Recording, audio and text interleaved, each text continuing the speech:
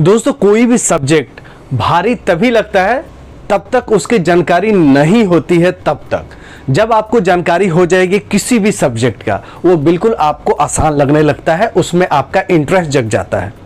तो मेरा पढ़ाने का मतलब इस्लामिक कल्चर के बारे में ये है कि आपको इंटरेस्ट जग जाए। बाकी इसमें वन लाइनर क्वेश्चंस है। वन लाइनर क्वेश्चंस मतलब देखिए 3 क्वेश्चंस लेके आया हूं, बिल्कुल वन लाइनर क्वेश्चंस है। इसमें कोई मैथमेटिक्स नहीं है, फिजिक्स नहीं है, कोई ऐसे प्रोसेस नहीं है कि डेरिवेशंस नहीं है जिससे आपको समझना है। देखिए, फर्स्ट चाइल्ड एम्ब्रेसेस इस्लाम, पहला बच्चा कौन था जिन्होंने इस्लाम को कबूल किया? तो वो थे हजरत अली। तो आपको सिर्फ याद रखना है, अली अली तो हर जगह सुनते होंगे, बहुत सारे गाने भी हैं अली पे। तो हजरत अली साहब थे, वो पहले बच्चा थे जिन्होंने इस्लाम को एक्सेप्ट किया। ठीक है, मैं जब बताया और आप वीडियो के माध्यम से सुने तो आपको जीवन भर याद रहेगा। पढ़ने में थोड़ा अस्कत लगता है, यार बुक पढ़ना है, समझ में नहीं आया कि आएगा कि क्या होगा, इतनी मोटी बुक्स है, 100 पेजेस हैं, तो आपका कॉन्फिडेंस लो हो जाता है।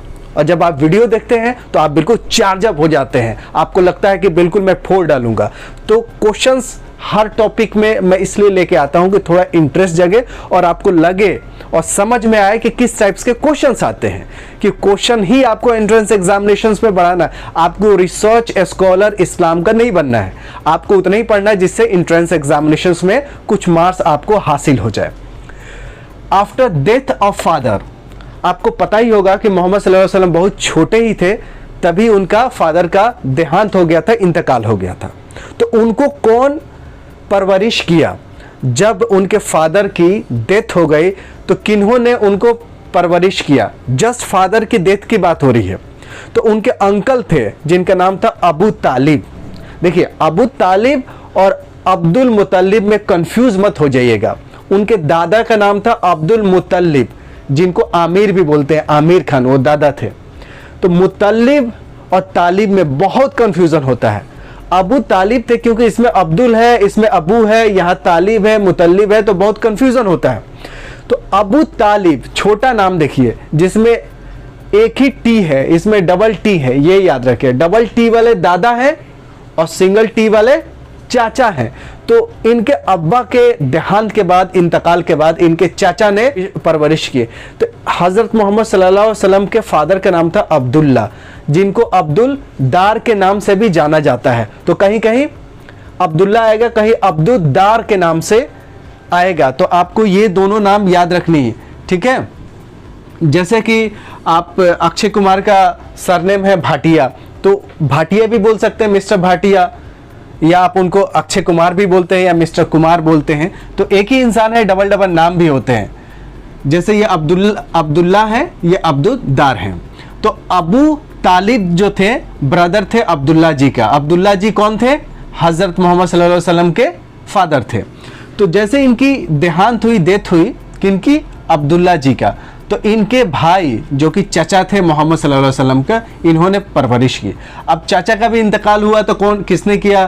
तो दादा ने किया। तो बात की बात है। अभी अगर क्वेश्चन यही पूछता है कि फादर के डेथ होने के बाद किन्होंने परवरिश की, तो बहुत लोग दादा को लगा देते, नहीं, चाचा को। ये क्वेश्चन आपको याद रखनी है। हाउ मेनी सूरा इन कुरान? कुरान सब कोई जानता है, लेकिन अगर पूछ दिया जाता है कि कितना सूरा है तो बहुत कम ही लोग बता पाते हैं। पारा बता देते हैं कि 30 पारे हैं। अब पारा सूरा में बहुत अंतर है।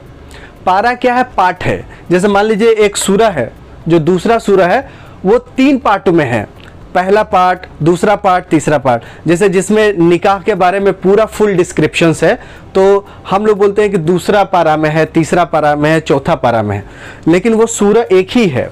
तो एक सूरा कोई 20 पेज का भी हो गया और कोई एक सूरा 3 लाइन का भी हो सकता है। जैसे इन्ना आते ना कल कौसर फसल रब्बिका वनहर, तो 3 लाइन का भी एक सूरा हो सकता है और 10-20 पेज का भी एक सूरा हो सकता है। तो लोगों को पढ़ने में कंफ्यूजन ना हो, इसलिए कुरान को 30 भागों में बांट दिया गया है। सिंपल 30 भागों में बराबर थोड़ा नंबर रख के कि एक पारा में 20 पेज रख लेते हैं, तो दूसरे में 24 रख लेते हैं, तीसरे में 40 नहीं रखेंगे, मतलब उसी के आसपास, जैसे 20-25 ऐसे करके पार्ट बना दिया।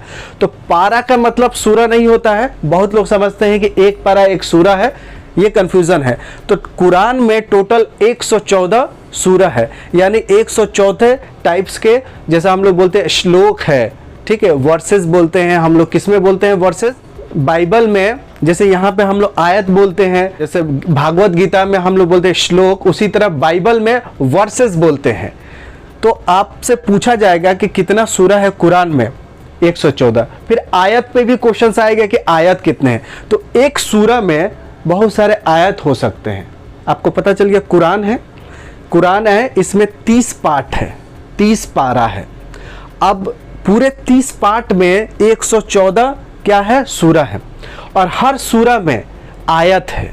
जैसे क्या हो सकता है कि एक पेज हो सकता है, उस पेज में बहुत सारे श्लोक हो सकते हैं, तो श्लोक इज इक्वल टू आयत, ठीक है। उसी तरह बाइबल में वर्सेस हो गए, कुरान में आयत हो गए, और भागवत गीता में श्लोक हो गया। वो तीनों एक ही लगभग चीजें हैं। तो हाउ मैनी सूरा इन कुरान अगर क्वेश्चन आएगा तो 114 है। अब जो मैं हिरार्की लेके आया हूं, तो मोहम्मद सल्लल्लाहु अलैहि वसल्लम के फादर के फादर के फादर के फादर के फादर के कौन थे, ये पूरा एक हिरार्की है। तो अभी जो हिस्ट्री में है, क्योंकि इस्लाम जब आया पूरी दुनिया में तब तक वो साइंटिस्ट बन चुके थे और हिस्ट्री कायम होना शुरू हो गई थी। तो इनके फादर के फादर के फादर के सब ये स्क्रिप्चर में लिखा हुआ है। तो आप समझ सकते हैं, यहाँ से आपको याद करने की ज़रूरत है कि इब्राहिम, इस्माइल, किदार, अदनान। अब अदनान को ये नंबर दे रखा है, ये हिस्ट्री में है कि 21st for father of prophet Muhammad सल्लल्लाहु अलैहि वसल्लम, यानी अपने फादर से ये काउंट करेंगे तो ये 21वें उनके फादर थे। इनके खुद मोहम्मद के 21वें फादर आप कह सकते हैं। मतलब मैं अपने फादर को अगर 1 नंबर मानता हूं तो दादा को 2 नंबर मानूंगा, उनके दादा के भी पिताजी को 3 नंबर, तो 21वां मतलब आप समझ सकते हैं। उसी तरह आप यहाँ फहर है जो कि 11th फोर फादर है प्रोफेट मोहम्मद सल्लल्लाहु अलैहि वसल्लम का। उसके बाद गालिब जी हैं, लुई हैं, काब है, मुर्रा है, किलाब हैं, कुसाई हैं, अब्दुल मन्नाफ हैं, हाशिम हैं जिनको उमरू के नाम से भी जाना जाता है। उसके बाद है अब्दुल मुतल्लिब, उसके बाद अब्दुल्ला, उसके बाद हज़रत मोहम्मद सल्लल्लाहु अलैहि वसल्लम, ठीक है। अब देखिए बहुत सारे नाम ऐसे हैं जो इंडिया में नाम नहीं रखे जाते, लेकिन आप जाएंगे सऊदी अरबिया के आसपास बहुत सारे देश हैं, उस देशों में ये सब नाम रखा जाता है। कहीं लुइस रखा जाता है, कहीं मकदब रखा जाता है, तो देखिए उसमें कब आता है। तो कुछ ऐसे नाम है जो अपने इंडिया में नहीं लगेगा कि ये सेम है, लेकिन गल्फ कंट्री के आसपास ये सब नाम पाए जाते हैं। तो आपको मोटा मोटी एक बार नज़रों में ये सब चीज़ें याद रख लेनी है, और 2-3 बार कहीं पेपर पे लिखेंगे तो याद हो जाएगा। और मेनली हम जो क्वेश्चंस करेंगे तो इस टाइप के क्वेश्चंस, 1 लाइनर क्वेश्चंस, एक लाइन में एक क्वेश्चंस होगा। बहुत ज़्यादा इसमें दिमाग लगाने की ज़रूरत नहीं है। जीके इंडो इस्लामिक कल्चर में कहानी की तरह पढ़ेंगे तो थोड़ा इंटरेस्ट जगेगा।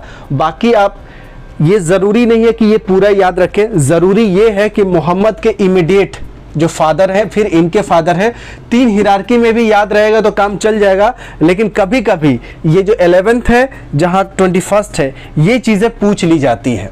बाकी आपको 3 ज़्यादा इंपॉर्टेंट है, इनके चाचा, इनके जो बेटी थी फातिमा जी, ठीक है, हज़रत अली साहब के बारे में, ये सब मोटा मोटी ध्यान रखना। पूरा इस्लाम का हम लोग रिसर्च नहीं कर रहे हैं। 10 नंबर का मतलब है 10 नंबर कैसे निकल जाए, और कुछ कुछ चीज़ें ऐसे इंपॉर्टेंट होगी जो कि आपको जीवन भर काम देगी। तो मुझे उम्मीद है कि आपको थोड़ा सा मोटिवेशन मिलता है जब वीडियो लेके आता हूँ। वैसे बुक्स में बहुत अच्छे से दे रखे हैं, मैं आपको ट्रू गाइड से ही पढ़ा रहा हूँ, आप ज़रूर ट्रू गाइड रखें। वैसे मैं क्वेश्चंस पेपर करवाऊंगा तो आपको क्वेश्चंस भी मिल जाएंगे। अगर जिसके पास नहीं भी है लॉकडाउन में तो कोई दिक्कत वाली बात नहीं है, उसको इतना क्वेश्चंस मैं करा दूंगा कि आपको आसानी से हर चीज़ें याद हो जाए। तो दोस्तों फिर मिलते हैं अगली वीडियो में, तब तक you take good care of yourself. Bye.